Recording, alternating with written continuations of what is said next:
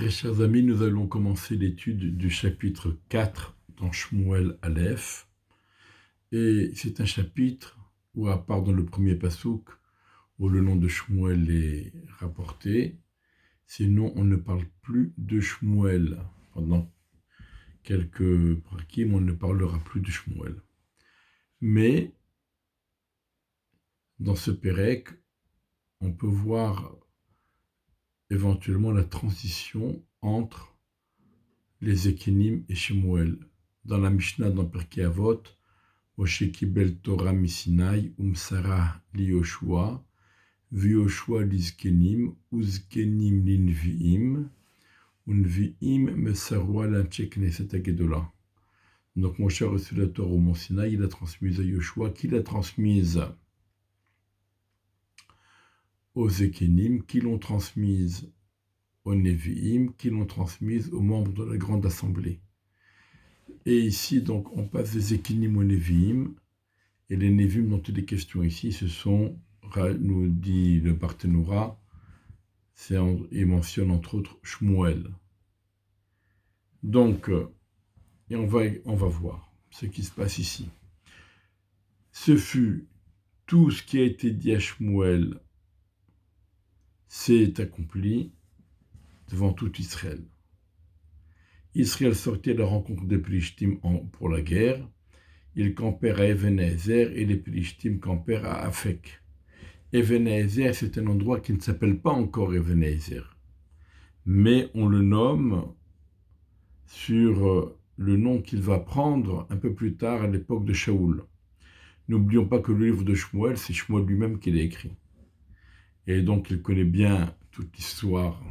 Au moment où il l'a écrit, les faits s'y sont déjà accomplis. Et donc il sait que cet endroit que maintenant, les Béné Israël se sont réunis donc à cet endroit qui s'appelait donc à l'époque de Shaoul Even-Ezer. Et on a l'impression que le fait que les Béné Israël soient sortis pour déclarer la guerre aux Plishtim, c'est comme si c'est Hachem qui a mis dans la tête des Béné Israël qu'il fallait sortir pour faire cette guerre. C'est présenté ainsi. Donc les Plishtim se sont mis en rang contre Israël, donc ils se sont préparés à la guerre. La guerre s'est répandue, ça veut dire que les guerriers se sont éparpillés un peu partout, et finalement, Israël a été frappé devant les Plishtim, qui ont frappé pendant cette guerre, dans le champ de bataille, 4000 hommes. Les Béné Israël sont sortis. Qui? C'est qui les Béné Israël? C'est quelle tribu? Quels sont les chefs? Quels sont les dirigeants? On n'en parle pas.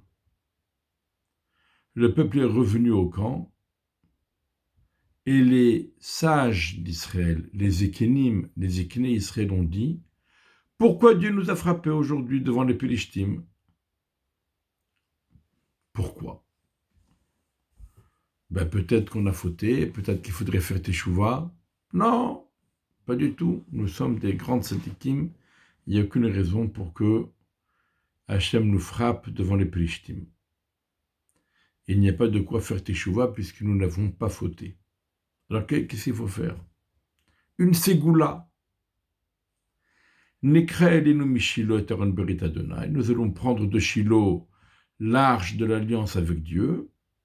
Il viendra parmi nous. Et ils vont nous sauver de la main de nos ennemis. Alors, il y a deux façons de le comprendre. Soit ils ont divinisé le Aaron, comme si c'est le Aaron qui fait quelque chose. Le Aaron va nous sauver, le Aaron va être parmi nous, et le Aaron va nous sauver. Et ça ressemble un petit peu à la faute du veau d'or.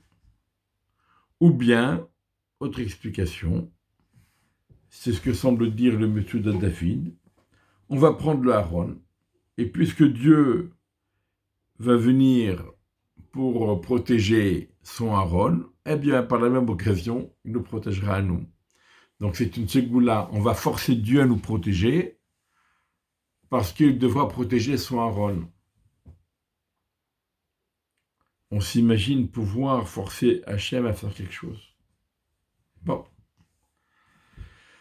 Le peuple envoyé à Shiloh, c'est-à-dire il a envoyé une délégation à Shiloh, ils ont pris de là-bas l'arche de l'alliance de Dieu des armées qui siège avec les chérubins. On a vu dans la paracha de Teruma que la Shrina résidait dans l'espace compris entre la caporette et les ailes des kérouvim, et c'est de là-bas qu'émanait la voix de Dieu. Et là-bas, les deux enfants de Élie, avec l'arche de l'alliance de Dieu, Hophni et Pinchas. Est-ce qu'on a demandé l'autorisation à Élie de prendre le Aaron? Non, on a passé outre Élie, on est venu, on s'est servi, et on est reparti avec le Aaron. Et qui accompagne Hophni et Pinchas? Ce fut lorsque l'arche de l'alliance de Dieu est arrivée dans le camp, les bénis Israël ont sonné du chauffard, une grande terroir, Vatehom Haaretz, et toute la terre était en émoi. Les Pélishtim ont entendu le son de la terroir et ils ont dit, ça correspond à quoi la voix de cette grande terroir dans le camp des Hébreux? Ils comprirent et prirent conscience que l'arche de Dieu était venue dans le camp. Et là, nous avons une réaction particulière. Pour les bénis Israël, comme on a dit, ravir l'arche et l'amener au camp de bataille, c'était une ségoula pour gagner. À défaut de faire teshuva et à défaut de prier Hachem, on a une ségoula pour être sûr de gagner. Les Pélishtim prirent peur, car ils ont dit, Dieu est venu dans le camp. Et ils dirent, malheur à nous, car il n'a jamais eu comme cela hier ou avant-hier. Malheur à nous, qui va nous sauver de la main de ce Dieu tout-puissant? C'est le Dieu qui a frappé les Égyptiens et qui a protégé les bénis Israël de toutes les plaies dans le désert. Donc les Pélishtim prennent peur. Oui, ils ont dit, si l'Arche Sainte est là, la Shrina est là, Dieu va se battre, on est fichu. Alors qu'est-ce qu'il faut faire? On a deux solutions, soit on repart, tant pis, on part, ou alors, renforcez-vous et soyez comme des hommes Pélishtim, de peur que vous ne soyez asservis et que vous ne deviez servir les Hébreux comme ils vous ont servi. Soyez des hommes et battez-vous. C'est-à-dire, en d'autres termes, il ne faut pas se rendre, il faut se battre, et s'il faut mourir, mieux vaut mourir. Mieux vaut mourir plutôt que de devenir les esclaves des Hébreux. Donc, on va se battre jusqu'au maximum de nos forces, et on verra bien. Donc, voilà comment les Pélishtim ont réagi. Les Pélishtim se battirent, et les bénis Israël furent frappés. Ils se sont tous enfuis chacun à sa tente. Le coup était terrible. Et 30 000 soldats sont morts parmi les bénis Israël. Et l'arche sainte, l'arche de Dieu a été prise. Et les deux enfants de Élie, Hophni et Pinchas, sont morts. Donc ça a été une catastrophe. Un homme de Binyamin a couru du champ de bataille, il est venu à Shiloh ce jour-là, et ses vêtements étaient déchirés, et il avait de la terre sur la tête. Donc l'apparence de cet homme à elle toute seule, suffisait pour bien décrire la situation. Qui est cet homme? Rachi rapporte qu'il s'agit de Shaoul, celui qui allait devenir un peu plus tard le roi Shaoul. Et le Midrash rajoute qu'il avait réussi à récupérer malgré tout les tables de la loi et il les avait ramenées avec lui. Et donc les Pélishtim, ils avaient un haron tout vide. Donc il est arrivé de Shiloh, il est venu et voici que Élie était assis sur sa chaise près du chemin pour voir ce qui allait arriver, car son cœur était tremblant pour l'arche de Dieu. Et l'homme est venu pour raconter dans la ville, et toute la ville s'est mise à crier. Donc, au son des cris, on a compris que les nouvelles ne sont pas bonnes.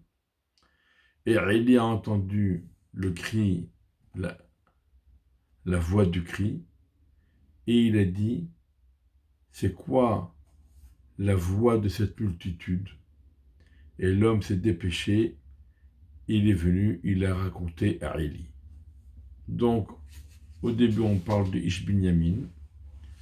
Pour l'instant, cette personne, qui va donc, comme on l'a dit, c'est Shaoul, il s'appelle Ish. Et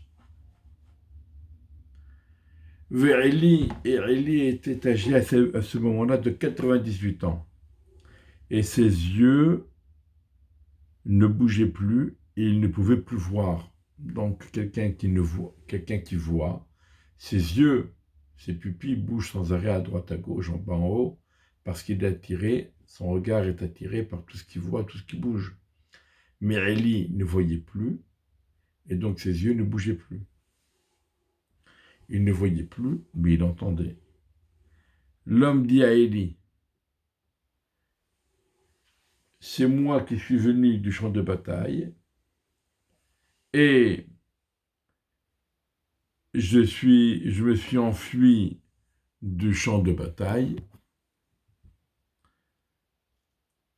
Et alors Élie lui a dit, que s'est-il passé, mon fils? Et l'annonceur répondit, on ne l'appelle plus l'homme, on l'appelle l'annonceur. Et il a dit, Israël s'est enfui devant les Pélishtim. Et ils ont été frappés terriblement, un grand coup dans le peuple. Donc, comme on l'a dit, il y a eu 30 000 morts. Et tes 2 enfants sont morts, Hofni et Pinchas. Et enfin, la dernière et la plus terrible des annonces, l'arche de Dieu a été ravie, a été prise. Ce fut quand il mentionna l'arche de Dieu, Élie est tombé de sa chaise en arrière, près du seuil de la porte, et sa nuque s'est brisée, il est mort. Car il était âgé, il était lourd, donc il est tombé de tout son poids, il n'a pas pu amortir la chute. Et il avait jugé les bénis Israël pendant 40 ans. Donc ça, c'est la fin tragique de Élie. On lui annonce 4 mauvaises nouvelles. D'abord, le peuple est en fuite. Deuxièmement, le peuple a été frappé. Troisièmement, ses 2 enfants, Hofni et Pinchas, sont morts. Et quatrièmement, la plus terrible des annonces pour Élie, c'est que le Aaron, qui lui avait été confié, il en avait été responsable, eh bien finalement, le Aaron a disparu, il a été volé par les Pélishtim. Et sa belle-fille, la femme de Pinchas, elle était enceinte, et elle a donc, toutes ces mauvaises nouvelles ont provoqué prématurément l'accouchement. elle a entendu ces nouvelles, que l'arche de Dieu a été ravie, et la mort de son beau-père et de son mari. Donc en premier, c'est le fait que l'arche de Dieu a été volée. Elle s'est agenouillée, elle a commencé à accoucher, car les contractions de l'accouchement avaient commencé, et au moment de mourir, les femmes qui étaient près d'elle lui parlèrent et lui dirent « Ne crains rien, car c'est un garçon que tu mets au monde, un garçon. » Et en général, on dit, lorsqu'une famille est frappée par le deuil, si un garçon naît dans cette famille, alors ça soulage et ça allège la tribu de rigueur qui frappe cette famille. Mais elle n'a pas répondu, elle n'a pas prêté attention. Elle appela l'enfant Ikavod pour dire la gloire d'Israël est partie, car l'arche de Dieu a été prise et son beau-père et son mari avec. Et ensuite elle s'est reprise. Elle a dit non. Elle dit la gloire d'Israël est partie, car l'arche de Dieu a été volée. Elle n'a plus mentionné ni son beau-père ni son mari, mais la seule chose la plus tragique à ses yeux, comme aux yeux de Élie, c'était le fait que l'arche sainte a été volée. Quand bien même, comme on l'a dit, Shaoul avait récupéré les tables de la loi et les avait ramenées, mais malgré tout, le Aaron lui-même, avec le couvercle qui est le surplombé et les deux kérouvim, eh bien, ça représentait la gloire d'Israël et il n'est plus là. Voilà donc la fin tragique de Élie, de Hophni, de Pinchas. Le Aaron a été volé. 34 000 soldats parmi les bénis Israël ont péri dans cette guerre et les Philistines en sont les vainqueurs. Et la suite, Bezrat Hashem, on verra comment les choses vont se développer.